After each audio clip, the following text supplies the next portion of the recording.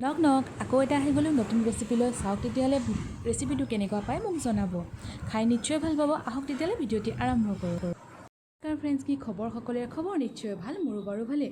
মোৰ ইউটিউব চেনেলটিৰ লগতে মোৰ অন্য এটি ভিডিঅ'লৈ আপোনালোক সকলোকে স্বাগতম জনাইছোঁ। বতৰটো যিহেতু ঠাণ্ডা পৰিছে, অলপ বৰষুণ দিয়াৰ কাৰণে, সেইবাবে ভাবিলোঁ মই এটি ভিডিঅ' বনাওঁ আৰু আপোনালোকৰ মাজলৈ আগবঢ়াওঁ। কাৰণ বহুত দিন মই এটি ভিডিঅ' আপোনালোকক মই আগবঢ়াব পৰাই নাছিলোঁ, বেয়া নাপাব। আজি ভাবিলোঁ তাকে কৰোঁ। তাৰ আগতে মই এটা ভাবিছোঁ স্কিন কেয়াৰ কৰোঁ, কাৰণ গৰমত স্কিনটো বহুত বেয়া হৈ যায় আৰু মোৰ বিশেষকৈ অইলি স্কিনত মানে বহুত লেতেৰা হয় স্কিনটো। সেইবাবে ভাবিলোঁ কিবা এটা কৰোঁ স্কিনত। আপোনালোকেও চাওকচোন বাৰু। আৰু লগতে এটা ৰেচিপিও দেখাম বাৰু, অকল স্কিন কেয়াৰ দেখাই মই থৈ নিদিওঁ, এটা ৰেচিপিও দেখাওঁ। আৰু মোৰ চেনেলটো ছাবস্ক্ৰাইব কৰিবচোন। সকলোৱে ছাবস্ক্ৰাইব কৰিলে মই নিশ্চয় আগবাঢ়ি যাব পাৰিম। মোৰ বহুত ছাবস্ক্ৰাইবাৰ কমি আছে, আপোনালোকে আগবঢ়াব বুলি আশা কৰিলোঁ। আহক তেতিয়াহ'লে ভিডিঅ'টি আৰম্ভ কৰোঁ। গাখীৰ লৈছোঁ, গাখীৰ কেঁচা হ'লে ভাল হয়। মই গৰমাই পেলালোঁ যে, সেইকাৰণে মই গৰম গাখীৰ লৈছোঁ। কিন্তু কেঁচা হ'লে ভাল হয় আৰু কেঁচা গাখীৰটো বেছি উপকাৰী স্কিনৰ কাৰণে। আপোনালোকে পাৰিলে কেঁচা গাখীৰটো ইউজ কৰিব। মই এতিয়া গৰম গাখীৰকে ঠাণ্ডা কৰি লৈছোঁ। একদম নিমটো স্কিনৰ কাৰণে বহুতেই উপকাৰী। যিবিলাকৰ অইলি স্কিন হয় সেইবিলাকৰ কাৰণে নিম বহুতেই ভাল। স্কিনটো তেতিয়া মানে যেতিয়া অইলটো টানি লয়, তেতিয়া স্কিনটোত গুটি চুটি ওলোৱাৰ চান্স নাথাকে। আৰু তাতে দিম অলপ চন্দন পাউডাৰটো এনেও নেচাৰেল ফেয়াৰনেছৰ কাম কৰে। এয়া মই অকণ চন্দন পাউডাৰ লৈ লৈছোঁ। গোলাপ জল দি দিম, মিক্স কৰি ল'ম। ব্ৰাছ ডাল বিচাৰি নাপালোঁ, সেইকাৰণে মই যে হাতৰে কৰিছোঁ। হাতৰে বেছিয়ে ভাল হয় বাৰু, ইজি হয় হাতৰে লগাবলৈ। এতিয়া ভালকৈ মই মিক্স কৰি লৈছোঁ। এইখিনিতে মুখত লগাম। আহক তেতিয়াহ'লে মই বেণ্ডাল মাৰি লওঁ, কাৰণ চুলিখিনিয়ে বহুত আমনি কৰে। ফেনখনটো অফ কৰিব নোৱাৰি। তাৰপিছত তেতিয়া এইটো হাতৰে লগাই দিওঁ আৰু হাতটো চবতছে ভালেই হয়।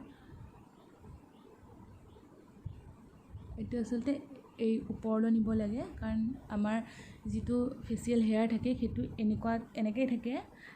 আমি সেইকাৰণে ওপৰলৈ লগাব লাগে, তেতিয়া মানে ফেচিয়েল হেয়াৰটো আঁতৰি যোৱাৰ চান্স থাকে।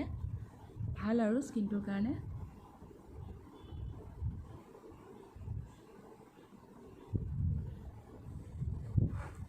আপোনালোকে পাৰিলে এনেকৈ লগাই দিব, এইটোৱে ভাল। চাৰ্কুলাৰ মোশ্যনটো চবতছে ভাল হয়, গোটেইকেইটা ইয়াত হৈ যায়। তেতিয়া স্কিনটো অলপ স্ক্ৰাব কৰাৰ নিচিনাও হৈ গ'ল। আৰু আপুনি ফেচ পেক লগাই দিলে এনেকৈ ভালে ফটো এৰাই দিব বাৰু। এনেকৈ স্ক্ৰাব কৰাৰ নিচিনা হৈ যায়।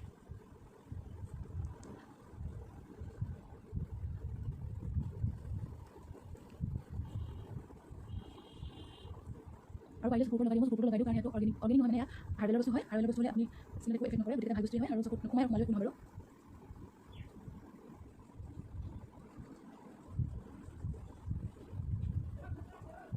তেতিয়াহ'লে এইখিনি শুকালে 15 মিনিটৰ কাৰণে ৰাখিছোঁ। শুকাই গৈছে দেখিছেনে বাৰু? এতিয়া আকৌ সেই এনেকুৱা চাৰ্কুলাৰ মোশ্যনত এনেকৈ দিব লাগিব। মই ভিতৰত নকৰোঁ এতিয়া, কাৰণ ভিতৰটো লেতেৰা হ'ব, সেইকাৰণে বাহিৰতে দিওঁ। আপোনালোকে কৰিলেও আকৌ এনেকৈ চাৰ্কুলাৰ মোশ্যন কৰিব। যিখিনি লেতেৰা থাকে সেইখিনি আৰু ভালকৈ চাফা হৈ যাব। আপোনালোকে তেনেকৈ কৰিব পাৰে। মই তেতিয়াহ'লে বাহিৰত দিওঁ, তাৰপিছত ৰিজাল্টটো মই আপোনালোকে আহিলোঁ। দেখিছেনে ধুনীয়া ক্লিন হৈ গৈছে।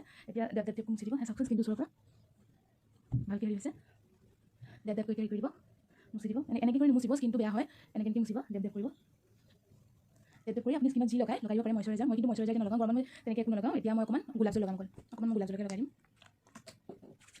এইটো ডেপ কৰি লগাম। স্কিনটো বহুত ফ্ৰেছ ফিল কৰা হয় এনেকৈ লগাই দিলে। আপোনালোকেও কৰি চাব পাৰে। আৰু এতিয়া আহক ৰেচিপিটো বনাওঁ। কি বনাওঁ চাওঁ তেতিয়াহ'লে। আপোনালোকক খুবেই সোৱাদ লগা হয়, সৰু পোৱালিও ভাল পাব, ডাঙৰেও ভাল পাব, বা টিফিনতো দিব পাৰে। ব্ৰেকফাষ্টতো খাব পাৰে আপোনালোকে, বা ইভিনিং স্নেক্স হিচাপেও খাব পাৰে। যি হিচাপে খাব পাৰে। খুবেই টেষ্টি হয়। আহক তেতিয়াহ'লে আৰম্ভ কৰোঁ। তাৰ বাবে লৈছোঁ মই 3টা মিডিয়াম চাইজৰ পিঁয়াজ আৰু 3টা আলু এনেকৈ বইল কৰি লৈছোঁ। আৰু কেৰাহীটোত তেল অলপ দি পেলাই মই এতিয়া গৰম হ'বলৈ দিম।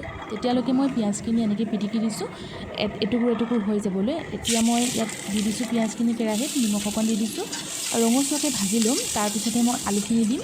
ৰঙচুৱা মানে পূৰা ফ্ৰাই হ'বলৈ নিদিম, হাফ ফ্ৰাই হ'বলৈ দিম। আলুখিনি দি দিম। আলুখিনিও ভালকৈ লৰাই ল'ম।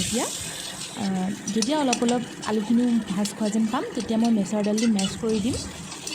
তেতিয়া ভালকৈ মিলি যায় আৰু গোটেইখিনি বেলেঞ্চ হৈ যায়। চেনিহে আহিছে, নিমখ গোটেইখিনি। আৰু লাষ্টত ইয়াত অকণমান জিৰা গুড়া দি দিম। আৰু এতিয়া মই নমাই দিম ধুনীয়াকৈ। নমালোঁ আৰু এইখিনি ঠাণ্ডা হ'বলৈ দিম অলপ টাইমৰ কাৰণে। আটাখিনিও মই মাৰি ল'লোঁ। এয়া আলুখিনি মই এটা লদা কৰি থৈ দিম এনেকৈ। আৰু এয়া বেলি ল'লোঁ ৰুটিখিনি। লুচি হয় এনেকৈ দি দুইফালৰ পৰা এনেকৈ দি দিব। দি দিয়াৰ পিছত এনেকৈ কৰি যাব। তেনেকৈ ঘূৰাই দিব আৰু হৈ যাব। এইটো ভেজ স্প্ৰিং ৰ'ল হয়, আপোনালোকেও খাব পাৰে, বহুতেই টেষ্টি হয়। গোটেইকেইটা মই এতিয়া এনেকৈ ভাজি ল'ম। তেলটো চাব ওপৰৰ পৰা তলৰ পৰা এনেকৈ সমানে, তলত যেনেকৈ ফ্ৰাই হৈ থাকে ওপৰৰ পৰাও দি দিব, যাতে দুইফালৰ পৰা মানে ভালকৈ ফ্ৰাই হ'ব পাৰে।